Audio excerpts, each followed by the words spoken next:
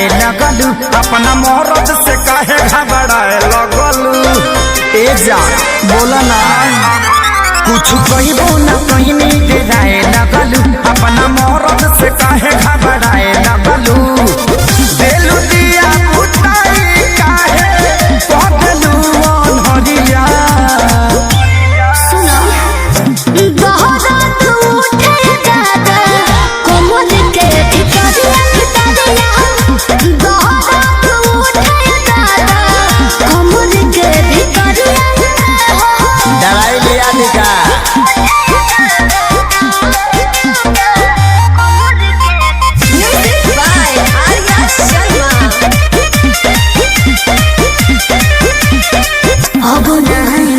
कब तोरा बात में दिला सिखाए तू तो पहले ही रात में। काहे उदास कोई ले लू तू मन हो, तू हो रानी हम दिल के धड़कन हो। सब झूठ बोलता नहीं रुआ। अच्छा अब नहन पिया कब तोरा बात में दिला सिखाए तू तो पहले ही रात में। काहे उदास कोई ले लू तू मन हो, तू हो रानी हम दिल के धड़कन हो।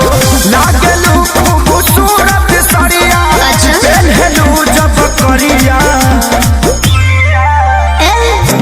गहरात उठे दादा कोमल के भितरिया गहरात उठे दादा कोमल के भितरिया।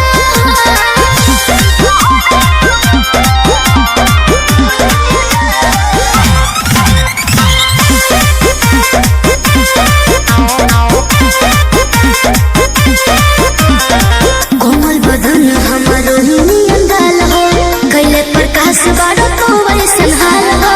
सोनुआ संजय के कहला में आके कोई हम गलती रानी तो के ना जमा के। एहसास हो गई कोमल बदन हमारो नियन डाल हो, कैले प्रकाश बाड़ा तो वैसन हाल हो।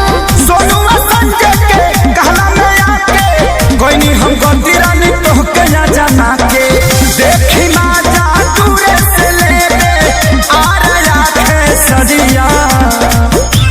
सुना बोला गहरात उठे दादा कोमल के भितरिया गहरात उठे दादा कोमल के भितरिया।